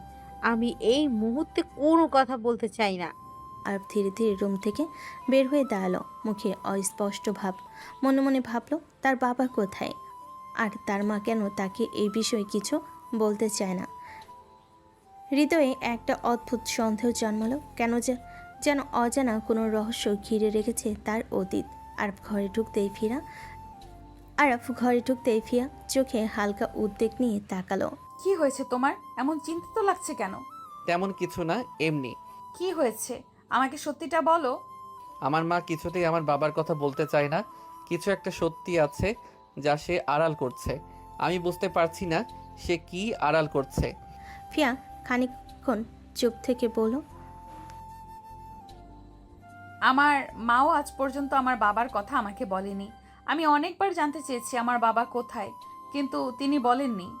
পরে আরফের চোখে বিস্ময় দেখিয়ে বলল, তাহলে কি তোমার বাবা আর আমার বাবার মধ্যে কোনো রহস্য লুকিয়ে আছে? হতে পারে, না হলে এতদিন নিশ্চয়ই আমার মা বলতো বাবা কোথায়। দুজনের মধ্যে এক অদ্ভুত নীরবতা এসে ধরল। মনে হচ্ছিল অতীতের কোনো অজানা বাধা ধীরে ধীরে তাদের সামনে খুলে আসছে। সকলে আরফ অফিসের জন্য রেডি হয়ে বের হলো। আরফ অফিসে পৌঁছাতেই সে কেবিনে বসে ডেস্কের উপর চেয়ার ঠেলে মাথা নিচু করে ভাবতে শুরু করলো। আমার মা কিছুই বলতে চায় না, কিন্তু এমন কিছু সত্য আছে যা সে আড়াল করছে। আমি সবটা জানবই। সে চেয়ার ঘুরিয়ে জানালার দিকে তাকালো। বাইরের মানুষদের ব্যস্ততা দেখতে দেখতে ভাবলো, প্রথমে আমাকে বাবাকে খুঁজে বের করতে হবে। আমি জানতে চাই আমার বাবা কোথায় আছে, কি তিনি বেঁচে আছেন নাকি মরে গেছেন। তার চোখে অদ্ভুত অস্থিরতা, এক সংকল্পের ঝলক দেখা গেল। মনে হচ্ছিল আজ থেকে আর কোনো কিছু তাকে থামাতে পারবে না। এই রহস্য আমি উদ্ঘাটন করব। সত্যটা যতই কঠিন হোক আমি জানব। সে ডেস্কের উপর কাগজপত্র একপাশে সরিয়ে দিয়ে কম্পিউটার স্ক্রিনে কিছু নোট খুঁজতে লাগলো। মনে মনে প্রস্তুতি নিল, এবার বাবার গোপন তথ্য খুঁজে বের করার অভিযান শুরু। রাতের অন্ধকারে আরফ বাড়ি ফিরে এলো। ফিয়া তার রুমে বসে থাকতে দেখেই ধীরে এগিয়ে আসলো। কাল রেডি হয়ে থেকো, আমি তোমাকে আমাদের বাড়িতে নিয়ে যাব। হঠাৎ আমাদের বাড়িতে কেন? তোমার মা সত্যটা আমাদেরকে বলতে পারবে। আমার মা কিছুই বলছে না, তাই তোমার মায়ের কাছ থেকেই শুনতে হবে। ঠিক আছে, কাল রেডি হয়ে থেকো, আমি অফিস থেকে এসে সরাসরি তোমাকে নিয়ে যাব। ফিয়া মাথা হেলালো। মনে মনে ভাবলো আরফ যেন সত্যটা খুঁজে বের করতে কোনো কিছুই বাদ দিতে না চায়। আরফ যেন সত্যিটা খুঁজে বের করে, কোনো কিছুই বাদ দিতে চায় না। আরফ যেন সত্যটা খুঁজে বের করতে কোনো কিছুই বাদ দিতে চায় না। সে জানতো আগামীকাল এক নতুন অধ্যায় শুরু হতে চলেছে। পরের দিন বিকালে ফিয়া আর আরফ ফিয়াদের বাড়িতে চলে গেল। ফিয়ার মা বসার ঘরে বসেছিল, টুকটাক কথা বলতেছিলেন। মা, আমি আপনার কাছে একটা সত্যি জানতে এসেছি। কি জানতে চাও বাবা? আপনি নিশ্চয়ই জানেন যে আমার বাবা কোথায়। ফিয়ার মা হঠাৎ চমকে উঠলেন, চোখে অদ্ভুত আতঙ্কের ঝলক। ফিয়ার কিছু আড়াল করবেন না, আমাকে সত্যিটা বলুন। মা কিছুক্ষণ চুপ করে থাকলেন, তারপর ধীরে ধীরে বলেন, তোমার বাবার ফিয়ার বাবা দুজনেই জেলে আছে। আর ফিয়া দুজনেই একসাথে চমকে উঠল। তাদের মুখে হতবাকতার ছাপ, মনে ভয় ও আতঙ্কের মিশ্রণ। জেল? আমার বাবা? এটা সত্যি কি সম্ভব? মা কিছুই বলছিলেন না কেন? দুজনের মনে একই প্রশ্ন, কেন তাদের বাবা এতদিন এভাবে আড়াল করা হয়েছে। তাদের সামনে ছিল এক অজানা রহস্যময় অধ্যায়, যা ধীরে ধীরে উদ্ঘাটন হতে চলেছে। আরব চোখে অবাকত্বের ছাপ নিয়ে, কণ্ঠে করা ভাব নিয়ে জানতে চাইল, কি এমন হয়েছে যে আমাদের বাবা জেলে চলে গেলেন? ফিয়ার মা ধীরে ধীরে কথা বলল, চোখে বিষাদ আর ভয় জড়িয়ে। সেটা অনেক বড় ঘটনা আরাফ। তোমার বাবা, ফিয়ার বাবা আর আরও একজন বন্ধু, তিনজন খুব ভালো বন্ধু ছিলেন। কিন্তু সেই তিন বন্ধু, যাকে আমরা বন্ধু বলি, সে বন্ধুত্বের আড়ালে বিশ্বাসঘাতকতা করেছিল। বিশ্বাসঘাতকতা? কিভাবে? সে ব্যবসায় লাভের অংশ নিজের পকেটে রাখত। তোমার বাবার ফিয়ার বাবা সবটা ধরেই ফেললেন। তখন সে মিথ্যা নাটক সাজায়, নিজের কর্মচারীকে হত্যা করে, আর সেই দোষ তোমার বাবা আর ফিয়ার বাবার উপর চাপিয়ে দেয়। ফিয়া এবং আরব দুজনেই এক মুহূর্তের জন্য স্তব্ধ হয়ে গেল। মনে হচ্ছিল বাতাসে কেমন জোরালো নীরবতা ভেসে যাচ্ছে, হৃদয় চাপা আতঙ্কে ভরা। এত বড় ঘটনা! মা, তুমি আমাকে আগে কেন বলনি? আমি আমার বাবাকে নির্দোষ প্রমাণ করব। ফিয়া ধীরে ধীরে আরফের দিকে তাকালো। চোখে তার মধ্যে সাহস ও আশার ঝলক। মনে হচ্ছিল তাদের সামনে এখন এক নতুন লড়াই শুরু হতে চলেছে। অতীতের অনেককে উদ্ঘাটন করা এবং বাবাদের নাম সাফ করা। পরের দিন থেকে আরাফ এবং ফিয়া একসাথে পরিকল্পনা করতে শুরু করলো। আমাদের বাবা নির্দোষ, সত্য বের করতে হবে, আর যাকে বন্ধু বলে তার মিথ্যা বের করতে হবে। ফিয়া হাসি মিশ্রিত দৃঢ়তা নিয়ে বলল, আমরা একসাথে থাকবো, প্রমাণ খুঁজে বের করব। কোনো কিছুতেই আমাদের থামাতে পারবে না। তার প্রথমেই বাবাদের অতীতের দলিলপত্র, ব্যবসার নথি আর সেই কর্মচারীর মৃত্যুর সংক্রান্ত তথ্য খুঁজতে শুরু করলো। অফিস, পুরনো বান্ধবী ও সহকর্মীদের কাছে তথ্য জোগাড় করা, পুরনো চিঠি ও নথি মিলিয়ে সত্য উদ্ঘাটন, সবই তাদের পরিকল্পনার অংশ। তুমি পাশে থাকো, আমরা ধাপে ধাপে প্রমাণ বের করব। হ্যাঁ, আমরা একসাথে। বাবা ওনাদের স্বাভাবিক জীবনে ফিরবে। এভাবে শুরু হলো তাদের লড়াই, অতীতের অন্যায়ের বিরুদ্ধে সত্যের জন্য। দুজনের মধ্যে এক অদ্ভুত সাহস ও দৃঢ়তার বন্ধন গড়ে উঠল, যা শুধু বাবাদের জন্যই নয়, তাদের নিজেদের সম্পর্ককেও আরও মজবুত করলো। আর ফারফিয়া ধাপে ধাপে প্রমাণ খুঁজতে লাগলো। এখানে কিছু গোপন হিসাব আছে, এটা দেখাই যে কেউ স্বার্থের জন্য অন্যকে ফাঁসিয়েছে। ফিয়া পাশে বসে মনোযোগ দিয়ে বলল, ধাপে ধাপে এগোতে হবে, আমরা হঠাৎ সব চাইলে তথ্য হারাবো। তারপর তারা পুরনো কর্মচারীদের সঙ্গে যোগাযোগ করলো, যারা সেই সময় ঘটনায় জড়িত ছিলেন। ধীরে ধীরে তারা প্রত্যেকের কথাই মিল খুঁজতে লাগলো। আরাফ, তুমি দেখছো তো প্রত্যেকের কথায় একই রকম ফাঁক আছে। এখান থেকে আমরা প্রমাণ বের করব বাবা ও তোমার বাবা নির্দোষ। প্রতিটি সূত্র, প্রতিটি নথি এবং সাক্ষী, সব মিলিয়ে তারা ধীরে ধীরে সত্যের দিকে এগোচ্ছে। তাদের মনোবল ও একতার কারণে প্রতিটি ছোট জায়গায় তারা নতুন তথ্য খুঁজে পাচ্ছে। 1 মাসের কঠোর অনুসন্ধান আর প্রমাণ সংগ্রহের পর আজ সব কিছু আদালতে উপস্থাপন করা হলো। আদালত কক্ষে উত্তেজনা চরমে। অবশেষে রায় ঘোষণা করা হলো, ফিয়ার বাবা ও আরাফের বাবা নির্দোষ। ফিয়া আর আরাফ একসাথে বাইরে বের হলেন, চোখে আনন্দ আর উত্তেজনা। ততক্ষণে আরফের মা ছুটে এসে আরফের বাবার দিকে দৌড়ে গেলেন, চোখে জল। তুমি কোথা থেকে আসলে?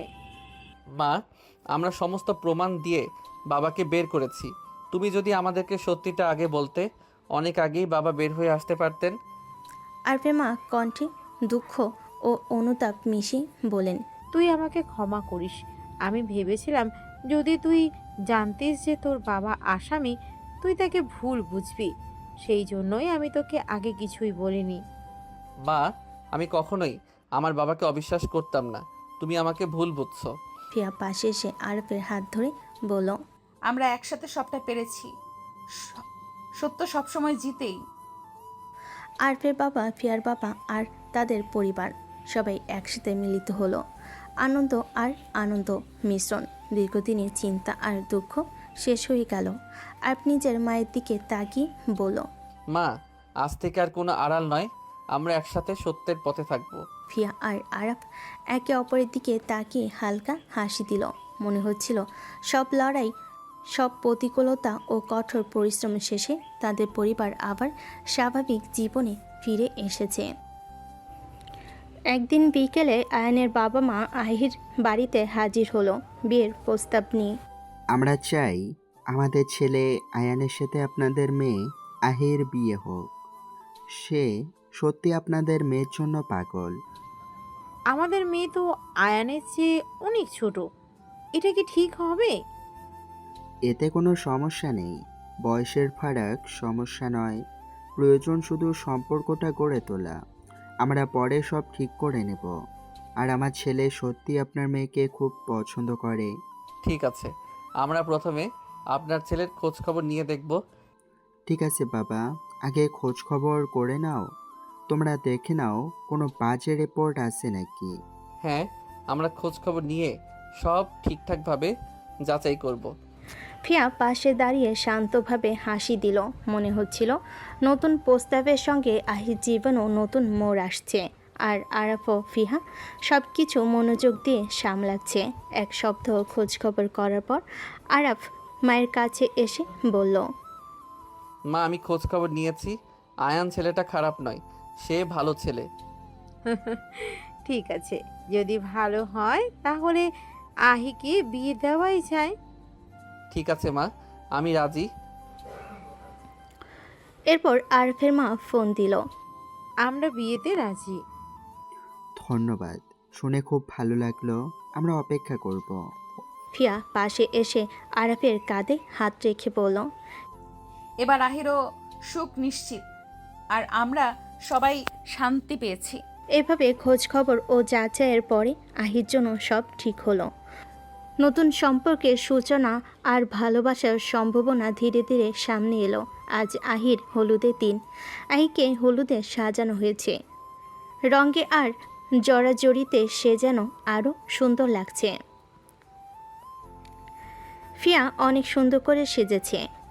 চুলে হালকা ফুল, পরনে নরম শাড়ি। আর ফিয়ার দিকে তাকিয়ে হা করে বলল, তোমাকে এত সুন্দর লাগছে।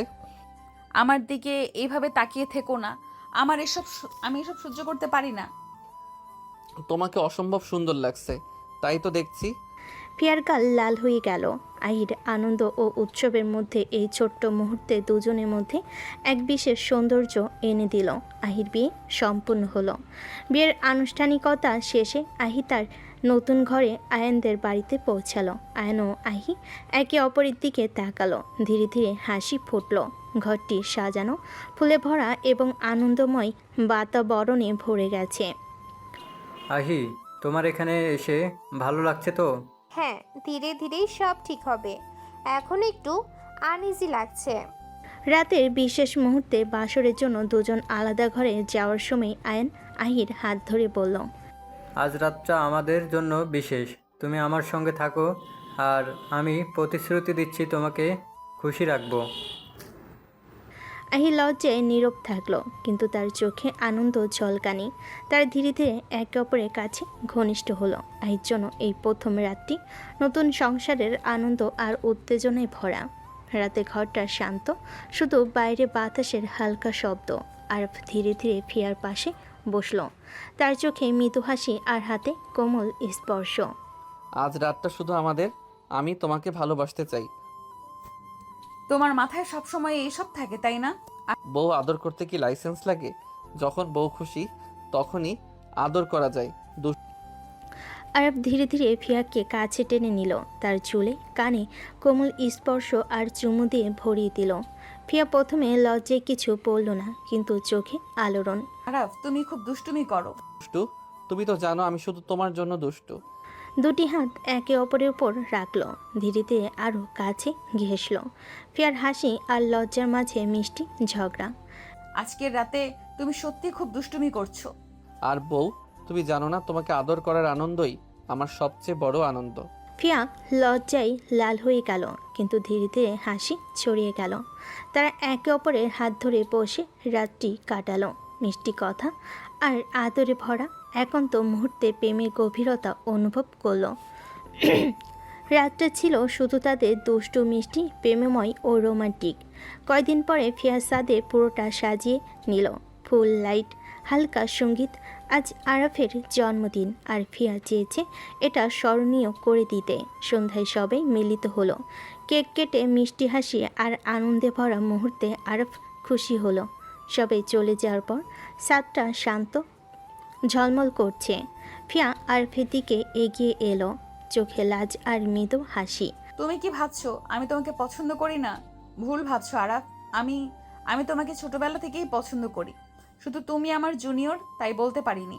যখন আমাদের বিয়ে হলো আমি তখন সত্যি অবাক হয়েছিলাম।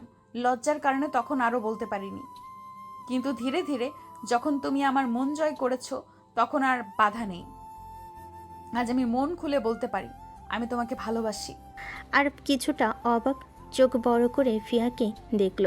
তার হৃদয় আনন্দে ফুলে উঠল। সত্যি তুমি আমাকে ভালোবাসো? হ্যাঁ আরাফ, আজ সব বলার সাহস পেলাম। আরাফ ফিয়ার হাত ধরে ধীরে ধীরে কাছে টেনে নিল।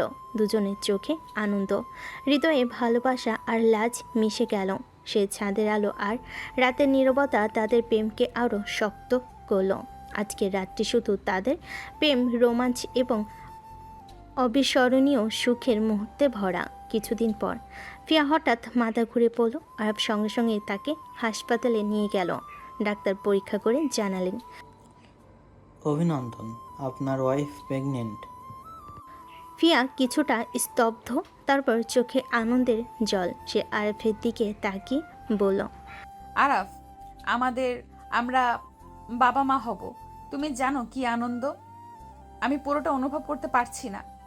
আরাফ ফিয়াকে শক্ত করে জড়িয়ে ধরল, চোখে আনন্দ আর মুখে হাসি। হ্যাঁ বউ, আমরা আমাদের ছোট্ট সংসারের নতুন জীবনের জন্য প্রস্তুত।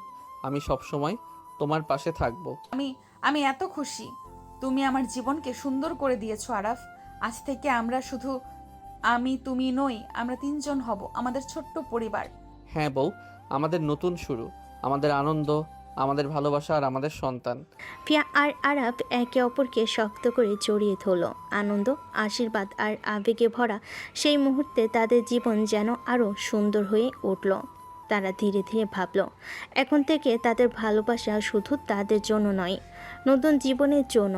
রাতটা শান্ত, চাঁদের আলো হালকা, বাতাসের সঙ্গে ছাদে নেমে এসেছে। আরাফ আর ফিয়া একান্তে বসে আছে, চোখে আনন্দ আর হৃদয়ে প্রেম। বউ, তুমি জানো আজকের রাতটা শুধু আমাদের। পৃথিবীর সব কষ্ট আর দূরত্ব আমাদের ছুঁতে পারবে না। আরাফ, তুমি সবসময়ই আমাকে এইভাবে বলো, আমার হৃদয় গলে যায়। আরাফ ধীরে ধীরে ফিয়াকে কাছে টেনে নিল, তার চুলে হাত বুলিয়ে কানে ফিস ফিস করলো। তুমি জানো আমি তোমাকে কতটা ভালোবাসি। প্রতিটি ক্ষণ তোমাকে ভাবি, প্রতিটি নিঃশ্বাসে তোমার কথা মনে করি। ফিয়া চোখ বন্ধ করে আরাফের স্পর্শ অনুভব করলো। সে হালকা হাসি দিল আর হাতের মুঠো শক্ত করে ধরে রাখলো। আরাফ, আমি কখনো ভাবিনি কেউ আমাকে এত ভালোবাসতে পারে। তুমি আমার জন্য সবকিছু। আর আমি চাই তুমি সবসময় আমার পাশে থাকবে। আমরা শুধু প্রেমিক নই, আমরা বন্ধু, সহচর, জীবনসঙ্গী। আরাফ ধীরে ধীরে ফিয়াকে জড়িয়ে নিল। তাদের হৃদকম্পন মিলন, চোখে চোখ রেখে কথা বলল, হাসলো এবং ধীরে ধীরে চুম্বনে একে অপরকে আবদ্ধ করলো। আরাফ, এই মুহূর্ত তুমি ছাড়া কেউ আমাকে এমন অনুভব করাতে পারতো না। তুমি আমার জীবন, তুমি আমার সুখ। আজ আমরা শুধু প্রেমে নয়, একান্ত আনন্দে মিলিত। রাতটা তাদের মিষ্টি কথা, কোমল স্পর্শ, ধীরে ধীরে ভালোবাসার গভীরতা অনুভব করা এবং একে অপরের সঙ্গে রোমান্টিক মুহূর্তে ভরা। তারা একে অপরের মাঝে হারিয়ে গেল। হৃদয়ের সংলাপ আর আবেগের স্পর্শে রাতটা আরও অনন্য হয়ে উঠল।